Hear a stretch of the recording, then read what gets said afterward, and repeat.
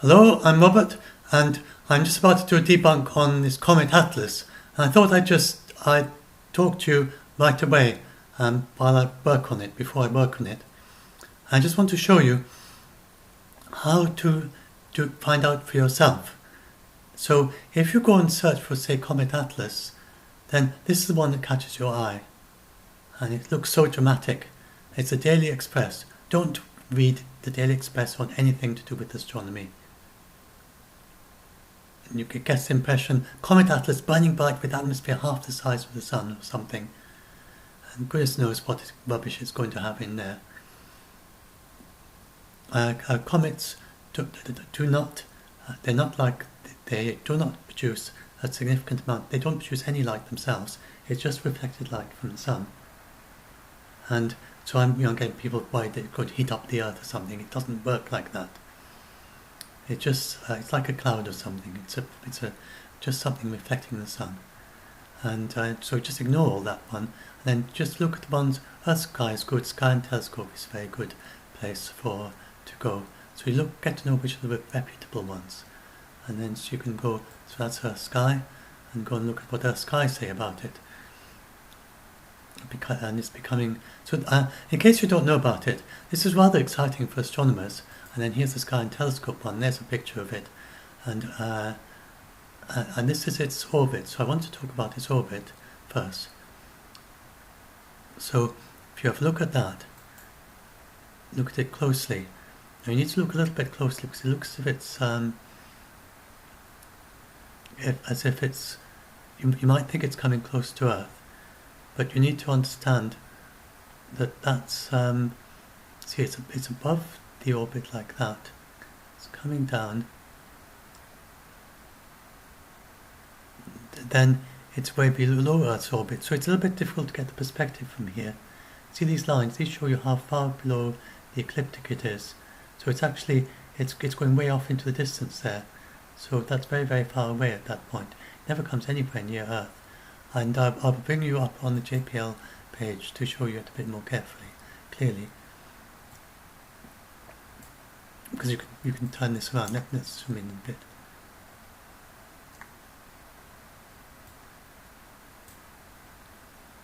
So you've got to go quite in. Right, there we go, into the inner solar system. So there's Earth, right? It's much better idea. So there's Earth, there's Venus, and there's Mercury, which is the innermost of the three planets. And this one, if you turn it around, you can begin to get an idea of where it's going. See, it's inside of Mercury's orbit. Can you see as I move it around? It's actually going down inside of Mercury's orbit. That bit that looks in some of the pictures as if it's going somewhere near Earth. It's nowhere near, because it's way, way down below it. And those lines that kind of move this. For some reason, I'm having a bit of difficulty finding. I got sort of trapped in the image here somewhere. It sometimes happens that you can see. You can sort of see there. See, so that's the diagram that the Earth sky showed, but this is in the plane of Earth's orbit, and this is very, very far away by the time it's off there. So this is never going to come anywhere near Earth. Earth's way out there. You probably don't have an idea about how far that is. The distance from the Earth to the Sun is so far that if you were to travel the same distance as the distance from the Earth to the Sun around the Earth, just going round and round the equator in a 747, which is one of our fastest passenger jets, and just kept going day and night, 24 hours, just round and round and round, then how long do you think you'd have to travel for to go the same as distance to the Sun? It's about 19 years. Non-stop, day and night. So, and the distance to Mercury, I'm not quite sure what it is, but I mean, this isn't even near the Earth when it crosses Mercury's orbit. Do you see? It's crossing somewhere there, and so it's actually further away than the Sun at its closest point. So, in fact, I think its closest point is probably going to be up there somewhere, and it's about 20. So, it's over 20 million miles away, And then people tell me that they're worried about the Comet Atlas because they've been told it can change its direction. Now, it can change its direction very, very slightly. Now, the Earth is not nearly as big as that dot suggests. The Earth is so small you wouldn't see it at this scale. So people get a wrong idea about how big the Earth is compared with the other planets. It would be far, far smaller than a pixel at this scale, the actual size of the Earth, compared to the distance to the Sun. And this comet would be far too small to see as well. So they don't do it to scale because you wouldn't be able to see anything. So they just do these great big dots, they're all the same size. And so distance is absolutely vast, and the amount that this can move back and forth, I think it'd be far less than the width of that actual line, and the amount that the comet can deviate by. About 100,000 miles would be about the distance it can travel. It can deviate. It wouldn't be very much at all. You'd barely see it. I'm not actually sure. Well, distance to the moon, distance to the sun. Let's work it out. Distance to the sun in miles.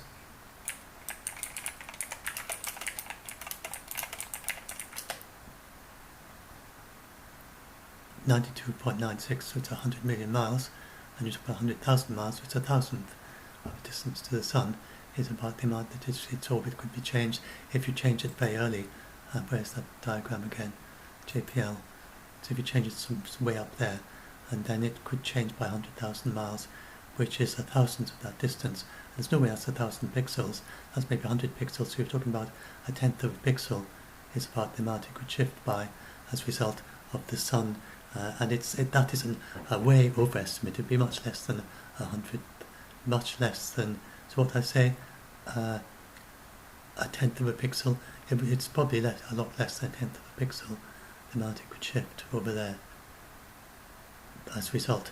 And that's a result, comets do shift their orbit because the sunlight from the sun melts. So many of you won't know what comets are, so it's another thing I want to explain, and I will explain, and I'll do it a bit more. I thought I'd just talk about it and then get an idea of what I need to talk about in the debunk. And also I have less time than I used to have for my debunks. So so just explain a little bit. So and that's showing it. This is it could become a daytime comet. So comets are very, very unpredictable. Or just ask me if who wants to buy in the magazine. So very unpredictable. Let's look at one that happened in the past. So we get loads and loads of comets, and sometimes you get a nice bright one. So here's an example. Let's go down. I think we'll get a picture of it, didn't we? Where did I find a picture of it? Is it that one? Oh, we don't. Well, I'll look at that one. Look at that picture anyway. So this gives you some of the idea of a comet. You know that the actual comet itself is so small you can't see it somewhere down there. And then you have the coma, and then some of this is bits of gas, and some of this is the iron tail. What the components of a comet? Let's look at Hale-Bopp shows the dust as well. See if we can see that. Yes, so you can see the two things. Yeah,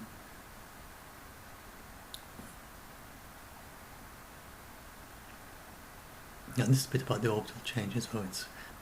Things being a little bit slow. So components of a comet.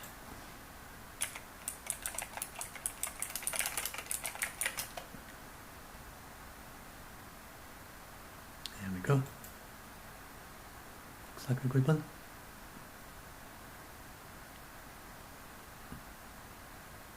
Oh, well, that'll do. I don't need to go in. So you've got the iron tail, you've got a dust tail, and then you've got the hydrogen envelope, and then you've got the coma, and then you've got the nucleus. So they don't necessarily all have all those bits.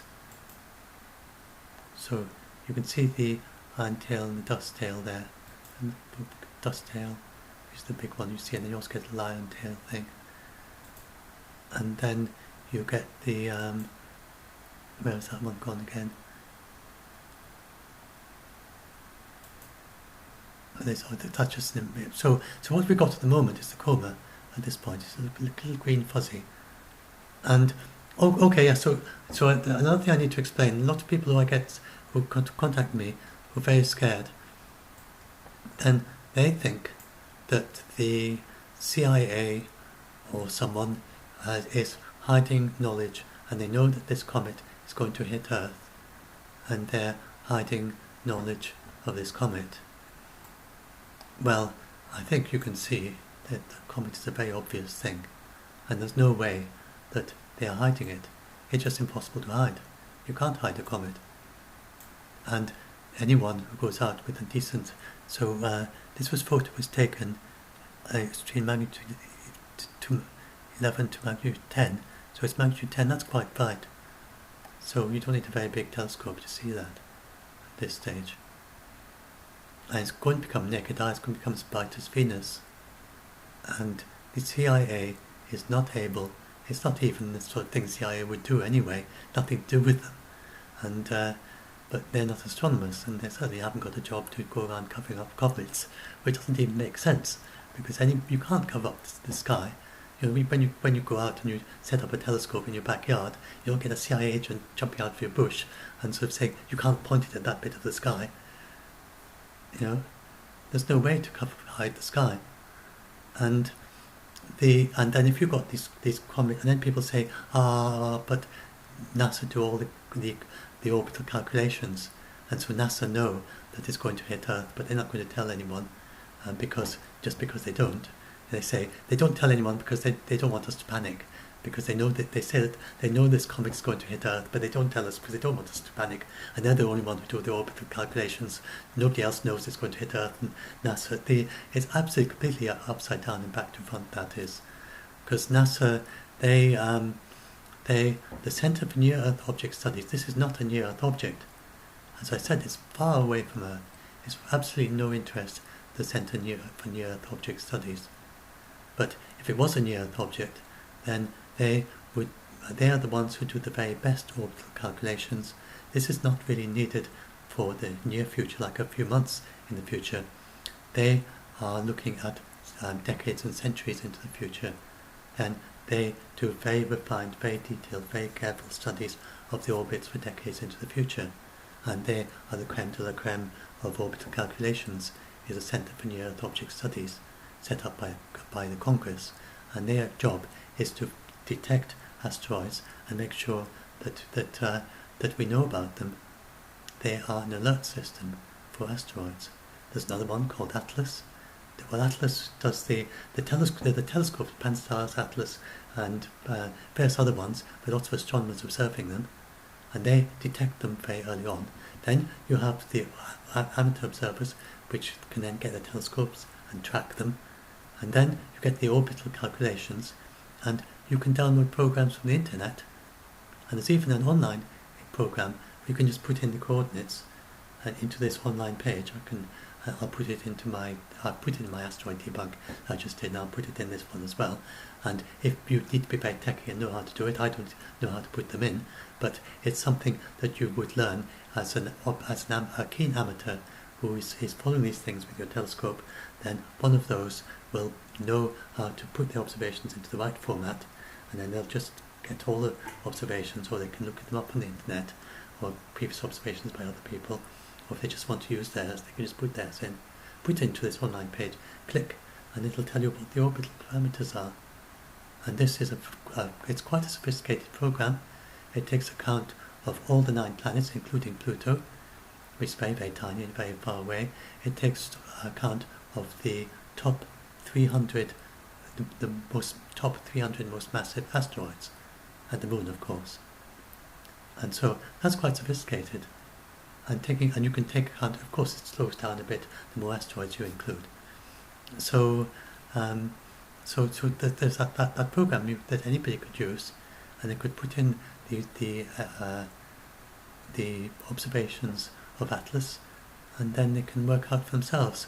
But they'd only do that out of intellectual curiosity, because they've had long experience, and NASA says it's going to be there on such and such a date, and there on another date, and there on another date, and it's always spot on. So why would you go off and calculate it yourself, except out of curiosity? So, and there's independently, there's the Minor Planet Center, And as soon as you've got the center-near-Earth object studies, so that was talking about asteroids. For something like this comet, I don't think center-near-Earth objects studies get involved, but people kind of worry about asteroids as well. So then there's the JPL, and they produce their orbit. So here's the JPL orbit as I showed you, and that is produced in a similar way. And there you are, and anyone can just explore that online. And you can work out how far away it is and do whatever you like. And you can step it forward in time. For some reason, if I can, no, it's got stuck somehow. I can't seem to get to the right part of the page. Oh, there we are.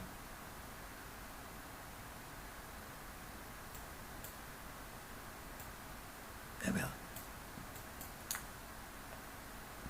Right. So that's how you do it. Did you see that auto disappears? For some reason they've made an auto disappearing scroll bar, and they thought, well, that'll be nice. I've no disappearing scroll bar then, and it is quite nice, but it can be confusing. Anyway, so you can just bring up this calendar, and so this is JPL doing their orbital calculations, and you just bring up the calendar wherever it is there. Put the date. I think it's April 29, wasn't it? April 29, and then you'll see where it is. And this is, I think, is this the date when it's closest? And that's when it's closest to Earth, I think. April 29. So, but you see, so it's close, sort of close to Earth. Let's bring it in again, zoom into it. I think that was the date, sometime around then. So you can see it's kind of close to Earth, but but it's way above our orbit. And when you remember that it's only a tenth of the width of this line, at about this scale, can only go about a tenth of the width of the line is the amount it can deviate by, then you can see it's actually very far away from Earth, and there's absolutely nothing to worry about there. And so if you go back up to this page, you scroll down a bit, that same thing. I know what's going on there. It's got an automatic sense. It automatically senses whether my mouse is over the image or not. And if it's over the image, then it does an automatic. The mouse scrolls in and out. If not, it scrolls up and down. It's kind of quite neat.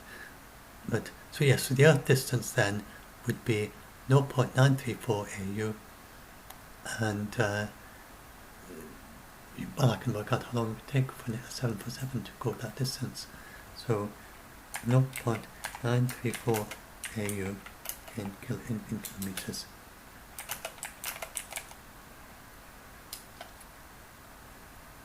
That's a vast number of kilometers. Don't worry, that actually makes sense to me. That's that means you could add 8 zeros to move it around, and then speed of 747. I think it's 900 kilometers per speed. I think it's at 900 kilometers per hour. So this is something you can do yourself.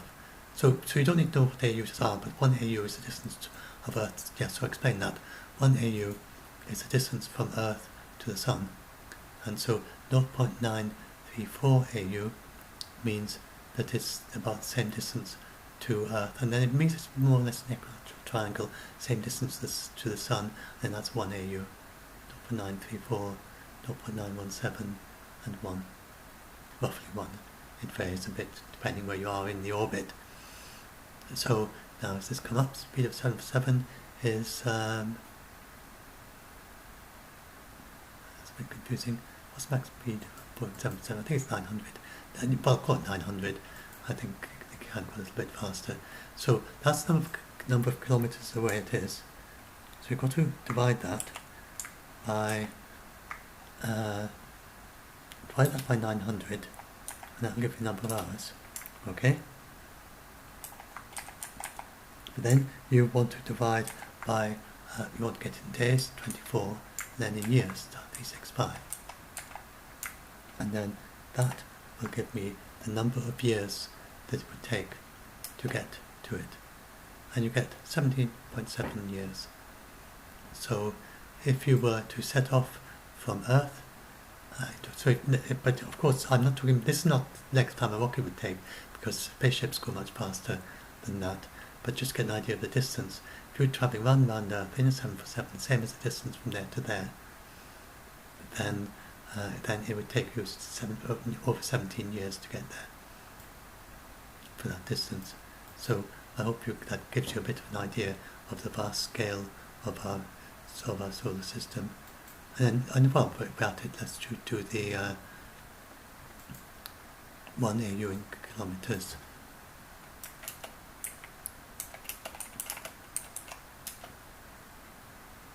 And that's so if I were to put that in there, in that calculation, and that'll give you the figure I was saying earlier. I think it's 19. No, it's one. I put plus 8 2 twice. Over.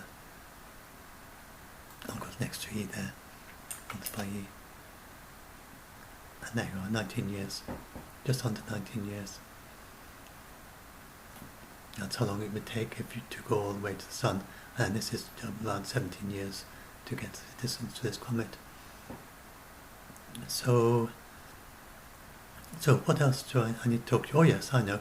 I was going to talk to you about the people who are studying these comets. So these are comets generally, people discover them and people who study them. And so if you go and look here, you can find loads and loads of people who discover these comets. And quite a lot of these are amateurs. Now this is someone who discovered, but they generally discover them nowadays so the Atlas is this system. A lot of them are discovered in Atlas. Look, there's another one found by Atlas, and there's someone found in images by Atlas. And so what Atlas is a telescope in Hawaii, the two of them, that spend they image the entire sky 4 times every 2 days. So they spot they look at each bit of the sky 4 times every 2 days, so as to quickly find new objects that might be headed towards Earth. And it's optimized to look at those. And their images are all public, and you can go and look at them on the internet. So this Heather Fluelling goes obviously spends some of her time looking at these images, looking for comets, because it's quite difficult to automate looking for comets. And so you get amateurs going and looking at these images and saying, oh, that looks like a comet, I wonder if it is. And then they check and they see if it's in the next image and so on. It's very difficult for software to do that, because you get various glitches and things and smudges and stuff, and to a trained astronomer who's got their eye into it, it's obvious what's a comet and what isn't, and it's not so obvious to software. So you get these amateurs discovering comets, and they used to discover it mainly with their own telescopes. Nowadays, because we've got these big telescopes that are constantly, especially Atlas, constantly looking at the sky so many times, the entire sky 4 times in 2 nights, it's difficult for an amateur with their 10-inch in their backyard to be able to spot a comet before it's got onto one of those images.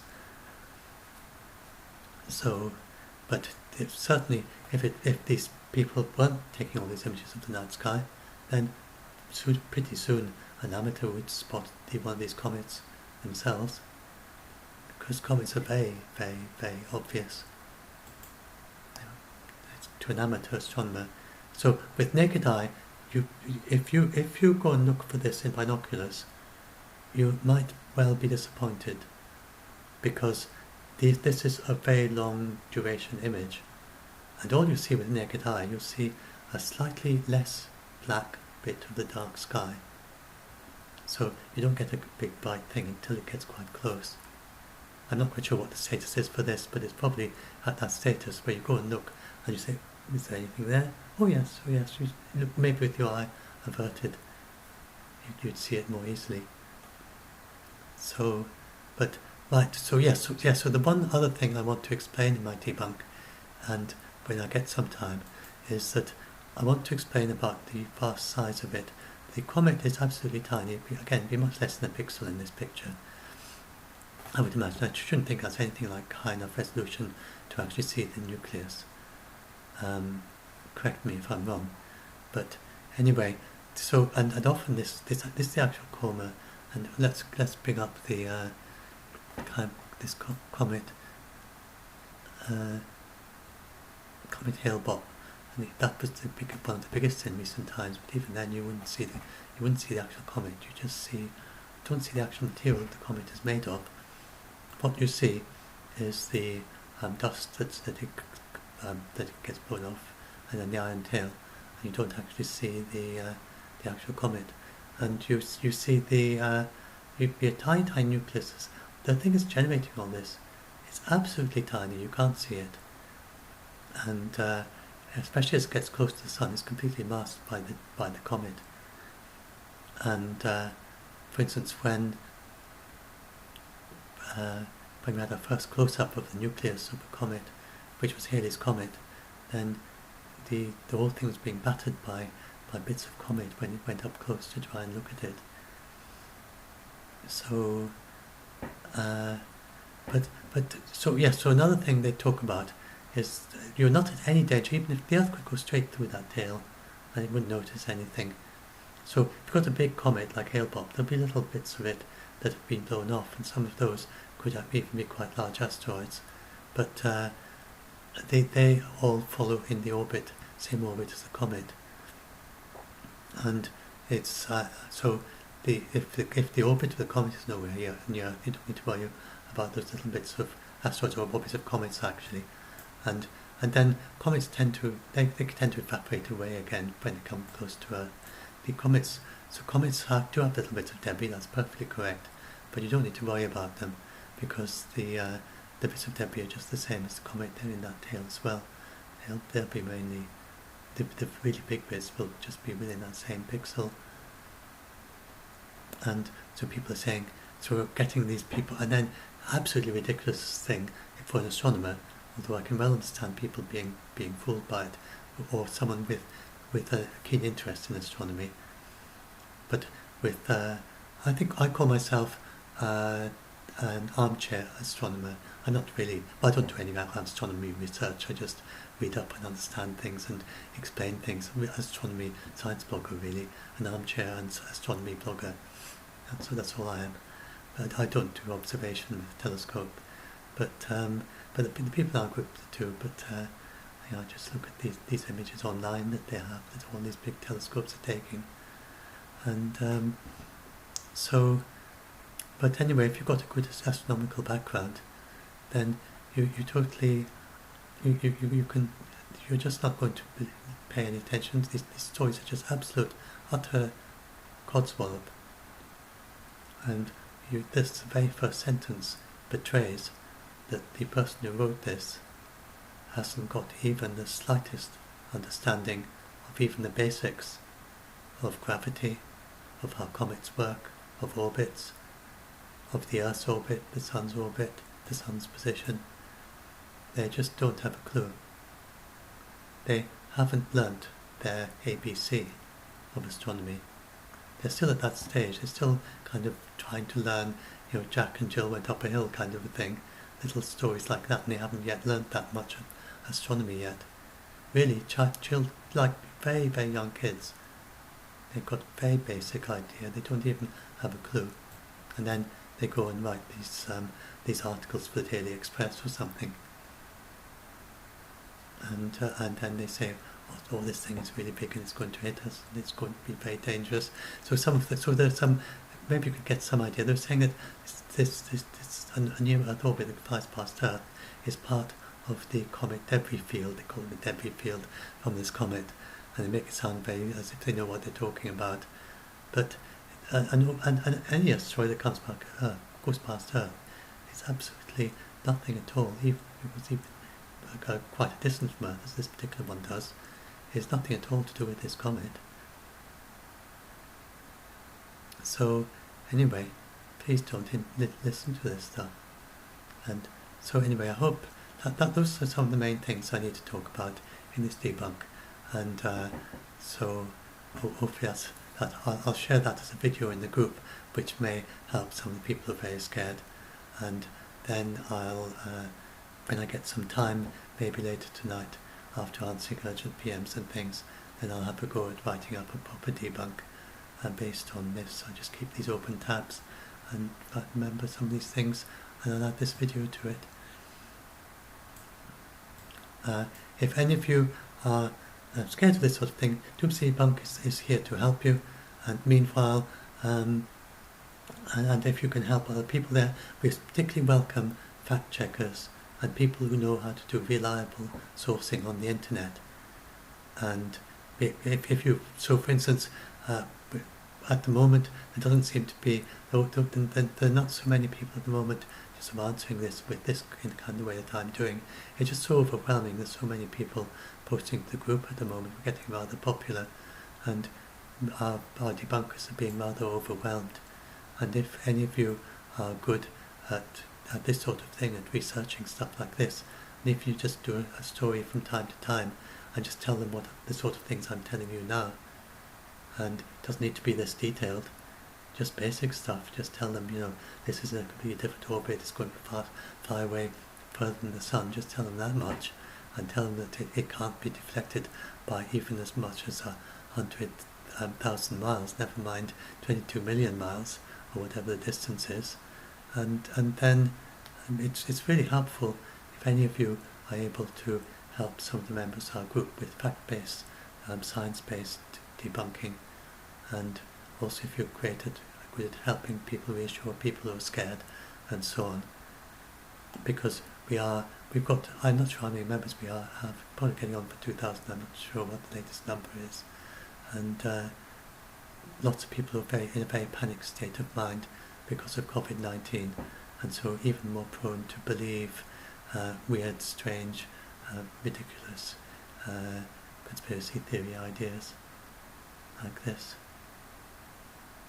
And so, and if any of you in the group are panicking over COVID-19, please understand that this is actually making a difference to your state of mind, and it's not easy for you to evaluate things properly in a panicked state of mind.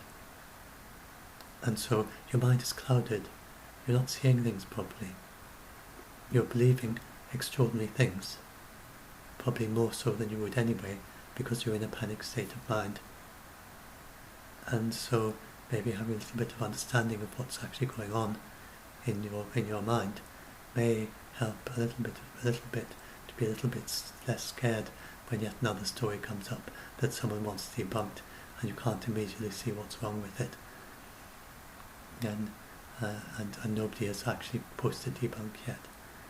Then hopefully just recognizing that you are in a panic state of mind and you're not seeing things clearly and you're tending to believe things, then maybe that'll help a bit as well. Anyway, if you join our Facebook group, Doomsday Debunked, if you're scared or whatever, then do please read the rules at the top of the group as well. Because it's really quite hard to keep order in the group if we've found out in the past, if you remove the rules, just put some, we could only pin one thing to the top of the group. If we unpin the rules and put something else at the top of the group, then it soon starts getting quite chaotic. So the rules are absolutely needed to keep the group functioning properly. So please read the rules and take care to follow them. Thanks very much.